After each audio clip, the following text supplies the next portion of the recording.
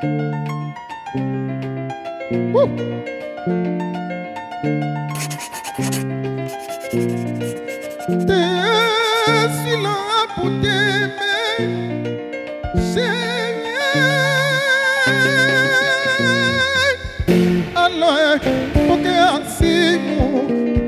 Baby, hello, nakupenda sana. Hello, mama, hello, wapi baby, mapenzi tangu. Hello, nakutaka sana. Oh, mama.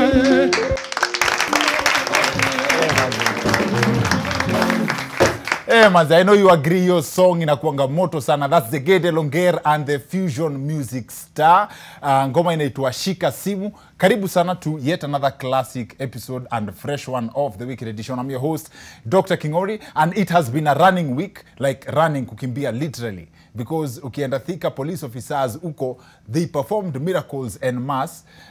Now it's funny because at beggars saw police officers wakatoka mbio. Unfortunately, there were children who seemed to have disability. They were wheeled here on wheelchairs. But upon arrival and interview, we realized that we could observe their muscles were working. And so we could ask them, can you just leave the wheelchair and walk? And the miracles happened. Imagine Karawa kuskume na wheelchair alafu ufike station napate umemfanyisha. Yani alafu mpate Jesus alikuwa Karao. Ukitoka hapo maze, it being general knowledge that almost everyone is running for office in the coming elections. Maze kila mtu anaitwa honorable sijui nani kwa social media. We have already accepted that this is that year where we will see wonders in the name of politicians trying to win votes. Some will win, wengine wanaanguka hata before elections. Wacha kwapi kura ya Raila Amolo Odinga. Kwa majina anaitwa Senator Kwaboka. Sorry, pole sana. Manze. Hey, kuna mjinga tuliona na hii clip akasema ati the last time Kenya alianguka na nguvu hivyo ni wakati Joho alifanya KCSE. And when I talk of politicians doing the most, one of the most common technique they use is dishing out money that I has seen someone even hanging on a chopper. Hii ilikuwa juicy Bungoma. Ndio mheshimiwa at least amwachie kitu. Yes, we have seen people fight, and this week it went to another level in Kericho whereby Governor Hopeful, Honorable Charles Keter, allegedly gave some money to a bishop to share with fellow Kenyans. Then he decided to run with all the money for himself. In return, Kenyans responded by giving him the proverbially giving someone a run for his money. And this is one of the funniest chases I've seen in a long time.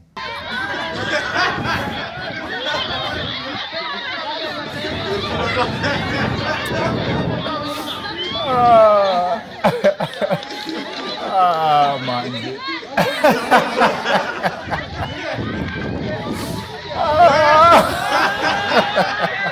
Manze. This has to be the best video impression of the crew that threatens to run for president every general elections. You decide to run, na uko sure hakuna mahali unaenda.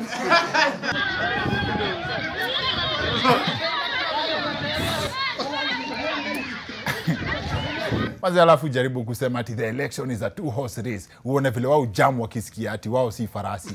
Now, I'd like us to break these stories down one by one. Lakini kwanza, we have a classic guest for this episode. She led the team that came up with and designed Huduma Centers. She has spearheaded some of the greatest IT projects for the Kenyan public. You all know eCitizen. Our guest for this episode led the team that made it effortless to apply for passports and other government documents. And before coming back to the country, she was a senior advisor to the president of the African Development Bank and so many other accomplishments in and out of the country. Alikuwa na accomplishment mob to the extent that the president, Uhuru Kenyatta, had hunted her for a job back home. Tonight, she brings the good vibes to the Wicked Edition. Mwende Gatabaki is in the house. Thank you. Asante sana. Hapo saa we'll be talking to her in a bit. But first, let's break down the running week. Now, before tuende kwa the running week, we have a story from Deya where people are marveling at a case of a calf, mtoto wa ng'ombe, that was born with 6 legs. Ng'ombe yangu ipata mimba na ikakua. Wakati wa kusaa ndio ilisaa ikiwa na miguu 6. Mzee Kamau is looking to dispose of this animal at a fee, and in the meantime, he is looking to charge a few coins for all visitors making their way here. Now, first was one day hawajaiona ng'ombe double cab. But I won't claim to know what that was, but I find it interesting how Kenyans can make money out of anything. Yani mzae amesema atalipisha watu kuona hiyo ng'ombe ya miguu 6 alafu aiuze. This is a very good student wa Winston Churchill, ule alisema ile quote ya, never waste a disaster. And when you come to think about it, all Kenyans are politicians. But I wonder how he will make any money this season where it's people who are getting paid kwenda kuona ng'ombe ziko na miguu 2. Now, away from that, I honestly hope that Senator Kwamboka did not get hurt in this incident. Kwa majina anaitwa Senator Kwamboka. Sorry, pole sana. Now, before nisikize hiyo clip mara ya pili, nilikuwa nimesikia ni kama amejiita Senator kuanguka. But then nikaisikiza tena. Allow me to reintroduce myself. Kwa majina anaitwa Senator Kwamboka. Sorry. Before we talk about how unbothered the lady behind her was, as in hajali, I'd like to point out the symbolism of how this would reflect the different ideologies between Azimio or Kenya Kwanza. Kenya Kwanza ni bottom up. Azimio ni from the top to the bottom. Sorry, pole sana. Right on time, but mtajuaje Ben Githae ako Azimio? Ndani maze, na ni ndani kama ni ndani. Kwa wale wamekuwa wakiuliza, hiyo ndio inaitwa kuingia mzima. It's very common in relationships. Kwanza, most recently, ni vile Diamond maze alikuwa anakatia mtu na kizungu. Akaenda vizuri, mpaka akaulizwa miaka yake. Why do you have to think about it? No, I'm not thinking about it. I was just, I'm talking about it. I'm 31st. Sorry. But be fair to Diamond, mazinaweza penda kukuwa na hiyo do yenye unaweza rarua kizungu hivyo na bado wataiweka hivyo mzima. This just for jokes. By the way, I have no bearing as to who wins or loses in an election. I wish Senator Kwamboka all the best in her race for Senate in the August elections. But then again, huyu mama ako hapo kwa gari iko nyuma yake, hajaguzwa hata kidogo na hiyo kitu imehappen mbele yake. Majina anaitwa Senator Kwamboka. Sorry, pole sana. Mazi hata hajali, hata kufanya hivi ni kama unaenda kufanya kitu na hakuna kitu unafanya, hajali mazi. Huyo ni deep state. That's a very good impression ya vile haters usema serikali inaangalia Wakenya kwa #lower food prices. Alafu, huyu jamaa mwingine naye, huyu bishop mwenye alipewa za macho, agawane na Wakenya, akaamua kutoka mbio is a unique case. I think because of his body size, no one even dared to touch him. They were just shouting. Typical of Kenyans. As in, the much they can do, mkubwa akienda na pesa yao, ni kupiga kelele. And don't put words in my mouth. Sijasema mwizi mkubwa. Just to be clear. Why was he running, by the way? He could have just walked. By the way, for real. Na hii mbio hata uwezi mshangilia. Angalieni huyu jamaa vizuri. Angalieni huyu jamaa. Utamshangiliaje huyu jamaa? Hatia tuende. Na huyu msi ako kando yake anamwambia nini?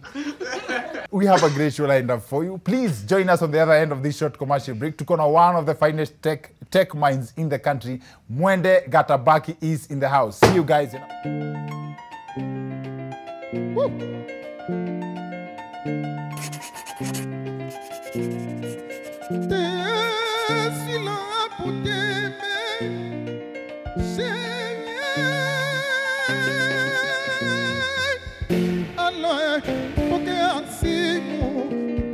Baby, hello, nakupenda sana. Hello, mama, hello, wapi baby, mapenzi tamu. Hello, nakutaka sana. Oh, mama,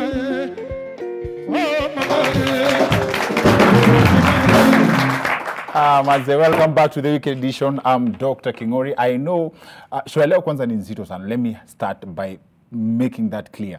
Because first, I know the word genius iko na different definitions, but hii lazima tuta agree that guest wetu wa leo ana fall kwa hiyo category. She is one of the leading, sijui kama mtu anasema leading minds in this country. Ame represent the country in different levels, different countries. She is an award-winning IT expert. Now, she's running for office, but mainly profile yake in how to do office. I promise you, if I was to start kuwasomea profile yake, tungeiekea a different part of the show. Alafu tuende break, alafu ndio tufike tumsalimie. Mwende Gatabaki is in the house. Thank you. Thank you. Karibu sana. Karibu. Thank you. Karibu Thank sana. you. We are so honored to have you. One thing I think I have to mention to people is our guest, Mwende Gatabaki, was the leader, she led the team that came up with eCitizen and what we call Huduma centers nowadays. And I was very excited kwanza kuangalia how the concept works. After all the ile kupanga line ilisaidia watu. Though nilienda nikapata watu wanapanga line bado, but the services are more efficient. Better. Yes, yeah. Is that one of your proudest, one of the projects you're proudest? Proudest? Yes. Yes, it's one of the projects I'm proudest. Yes. Because it's actually one of Jubilee government's best digital projects. Okay. Yeah, and it's, in fact, when you look through Jubilee projects, it's a one that you never hear that money went missing. Oh. So yeah, I'm kind of proud of that. Yes. Yeah. Yeah. So ati one, ukisema hivyo ina sound poa na ina sound vibaya. The one project that money never went missing. And you have a very rich historical background. You've been raised by Mau Mau parents. Like Mau Mau. Like yes. Kujificha kwa kichaka Mau Mau. So you've been reading history, I can see. Head to yes. Yes. Yeah, for real. I mean, my father actually initiated the Mau Mau movement, the independence movement. Okay? Your father? My own father.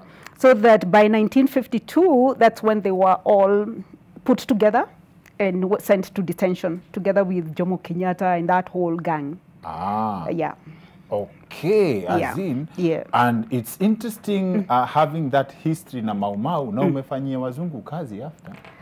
Well, you see, the whole idea behind getting independence is that we are free. We are free to work where we want, yes. You know, to go where we want in the world, yes. etc. So I think we have benefited from that. They fought for that independence so that we could be free. Kabisa. Yeah. And you're also a very good example to kill the stereotype that successful women don't do well in marriage, because mtu akiangalia CV yako alafu akupate kwa video talking about your marriage, your child, you're like, oh wow, it works, ama it happens. But then yours is different. You are an IT expert.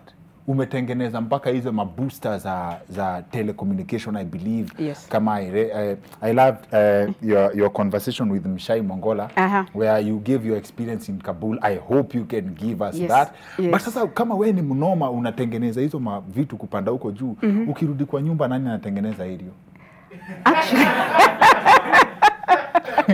Actually, that's a contradiction. My husband loves cooking.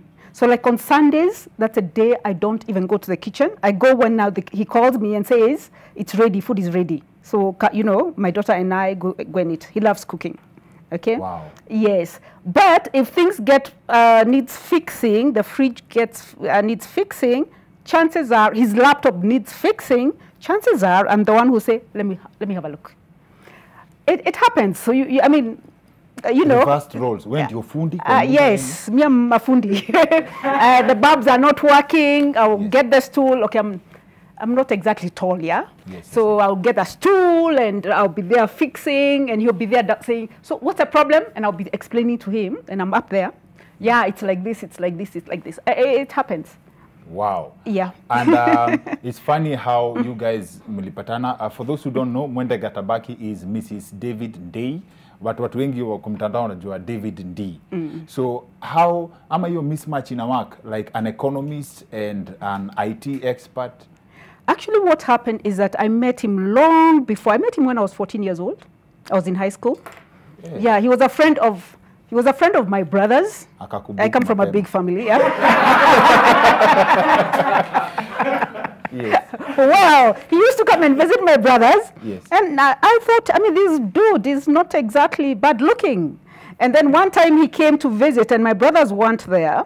And he has that level of confidence that he didn't just go away. So I was reading my physics book. He sits down and, oh, you're reading your physics book, or the A-bot and the what? And we start a discussion. And because of how, I mean, my family has always, we always discussed politics. Yes. It naturally came into the conversation.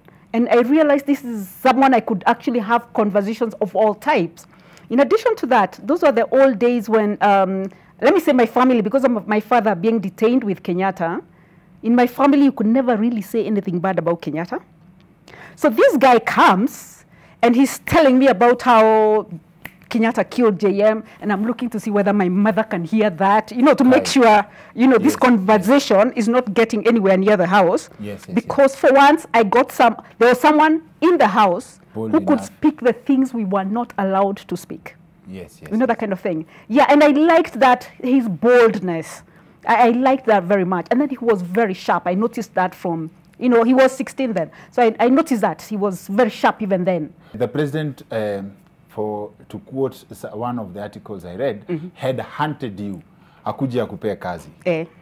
And around the time, I want to believe your husband, as in president amekupea job. Your husband on the other end, ni chief strategist wa baba, NASA. And that was before the handshake. Yes. You didn't have those moments kwa nyumba ya anakuja, NASA. You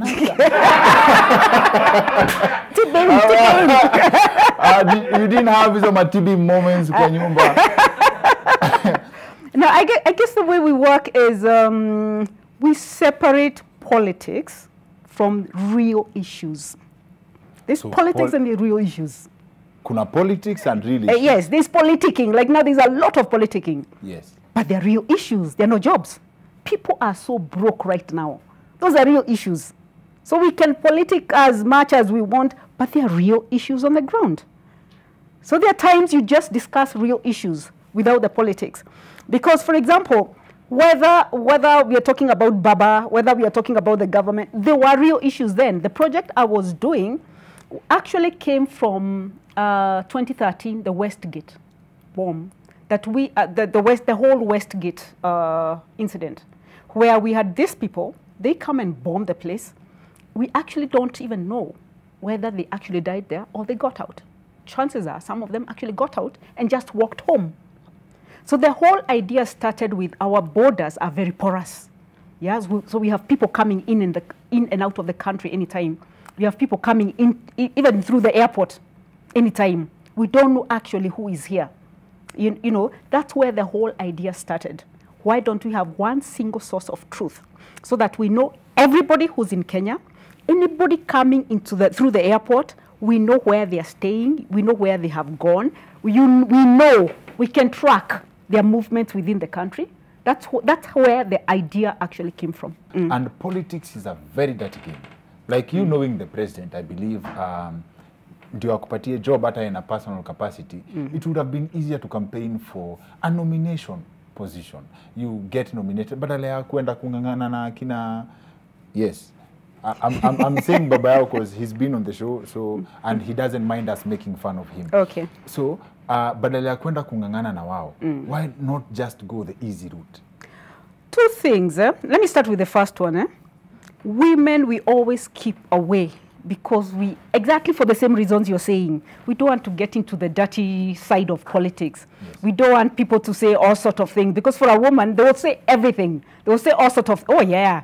You see, for a man, if you say he has 2 wives or he has three children from 3 women, you are a liar. Who cares? Yes. But women, they start with you.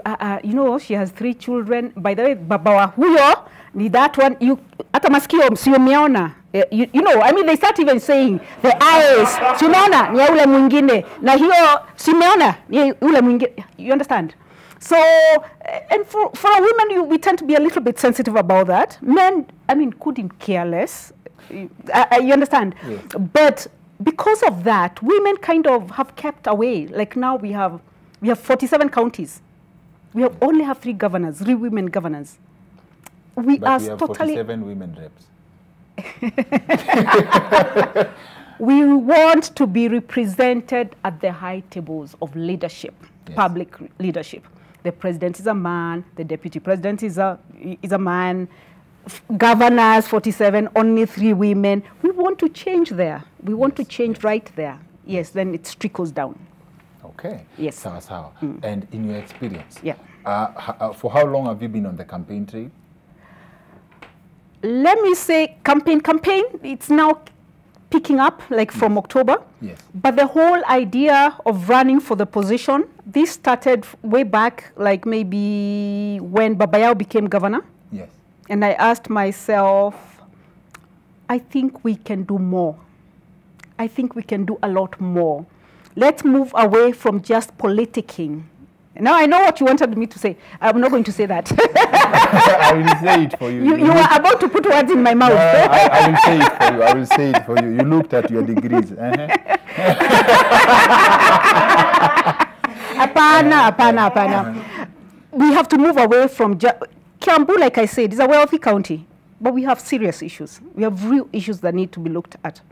So my take on that was some of the programs Babayao started, for example, Car Sober, is something I would like to take up, but shape it better. Shape it better, because we do have an issue of alcohol and drug abuse. And he actually started, it's a very good initiative, but it needs to be shaped better for it to actually have a lot more impact.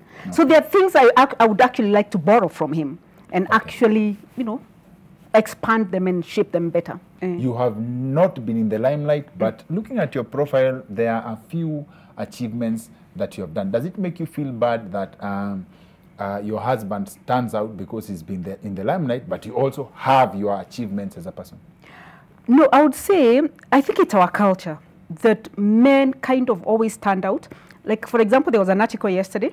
They say the people running for Kiambu gubernatorial race, they say Kavogo, when they came to me, you know what they said? Wife to Devin Day. They didn't even put my name. It's like I don't have a name. Yeah? I think it's just part of how we are as a society. It's a man who carries a day. Yes. For example, I use my name as Mwende Gatabaki, but you'll always see that Devin Day's wife. It will always be in bracket, just in case you don't know, Devin Day's wife. You know, so I think it's just how we are. And for a marriage that has lasted that long with a beautiful story, and if we go back to culture, why Mwende Gatabaki and not Mwende Day? Well, because when, that's a nice question. Okay, so Gatabaki is my dad. And what happened was, by the time we got married, I was already working for the UN. So I have my Kenyan passport, I have the UN passport, I have an ID, I have the passport, a special passport that I used to use for traveling, because we used to do, when I was in the UN, when there was, let's say, war somewhere, an emergency somewhere, it's us, the telecoms people, who used to be sent on site first. So we needed another travel document where in the airport, you just pass, you just show it and you pass through, okay? So I had so many documents with Mwende Gatabaki that now changing them was going to be another whole process. I tried, immediately after I got married, I tried to even now say, and I was told, no, the name here is the name here, they're not the same. You know, and we realized, and he was very comfortable with it. Okay. Yeah, so as long as it has no ulterior motives. No, it doesn't. Not that I know of, no. Okay. Sawa. When someone is running for office, people prepare for your money. How are you handling that with a husband who is an economist? It's a tough one, because actually you mentioned something about money. There's some craze about money. That everywhere I go, I finish talking, people say, very well, you've spoken very well, but now, see you tuachie kitu. Now, yeah, it's that time. Yeah, so, and that's everywhere. Even when I go to the market women will tell me that. When I meet the youth, they will tell me that. Border people, they will tell me that. So it has become like the way of life in Kenya. Yes. Those things we need to change, because I'll tell you, someone will give you 100 today, but how far will 100 take you? Maybe today, and it's finished. Yeah. The saddest thing, do you think Kenyans care?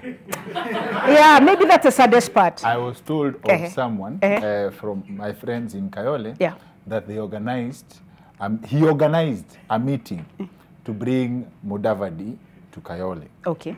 And then when he brought Mudavadi, he decided to speak sense to the youth. Okay. And he was the organizer, he put everything together. Yes. Akaambia, oh vijana, tusikule pesa ya politicians, it is selling our souls. I think by the time he was doing the next statement, alikuwa mtaa ingine. Walimtoa hapo, na niye alikuwa umeorganize kila kitu, wakabaki na mkutano. Sasa mheshimiwa ongea. Sasa ongea. Yes, that's the language they want to hear. That's true. And this is a creation of the system. People will never know the true value of what leadership should change. So people are so focused on immediate needs. Now, you can't change that with. It will take time. It will take time. It so will take time. Yes. You have no choice right now. But what I'm doing is focusing on putting people together in groups, because groups works. Group work. For example, I've seen women groups. You know, they always have these chamas. Yes. And they contribute kidogo. Yes. Then you can borrow, you know, table banking, self-help groups. Yes. I'm trying to replicate that with the youth. You know, because the youth are trying to also do different things, like I was in Kabete, they are doing, some of them are keeping pigs, some of them are keeping chicken, and I'm telling them group work works quite a bit. I've always encouraged that. Yeah. Always encouraged that. Yeah. But so when I give them money, guarantee? I don't give them as individuals. I tell them, are you registered, this group? Are you registered? So, and you normally contribute per week or per month. So this is my contribution, but I wanted to go to the kitty. That's a very brilliant way that's what I do. Actually impact people's lives. Yeah. But what is your guarantee that ukimpatia a benefit hata na 200 kwa the group, baba yao akuje na 500, what is your guarantee that this is your vote? There is never a guarantee. There's never a guarantee. No, there's never a guarantee. So you are all betting. You can say you are all betting, but at the end of the day, sometimes, by the way, people vote not because you made so much sense. Yes. People look at someone and say, hey, by the way, I can vote for that one. Okay? And it can be the way they look, you know, or how confident they sounded. Yes. Yeah? But there are others, right now, I can see a change. There are people who are saying, you know what? This time round, we are not going to vote for chamas. Yes. We are going for people who look like they can work for us. Okay. Yeah? Yeah. Yes. Yeah. I feel guilty calling you a politician. I feel guilty to call you that because of what we associate with politics. Okay. And I hope our country gets to a point where leadership can be chosen. We can choose leaders on merit. Yep. But in terms of impacting people's lives, Kenyans will decide, and we wish you all the best in competing with Waitito and Kabogo. Sijui hao wengine. Kofi ya Mwende Gatabaki. Thank you. Asante. Thank you. Asante sana. Yes. Asante. Welcome again and again. Okay. Na vile tumesema, we wish you all the best. Thank you. Yes. Thank you. That's it for the weekend edition. See you next week. My name is Dr. Kingori.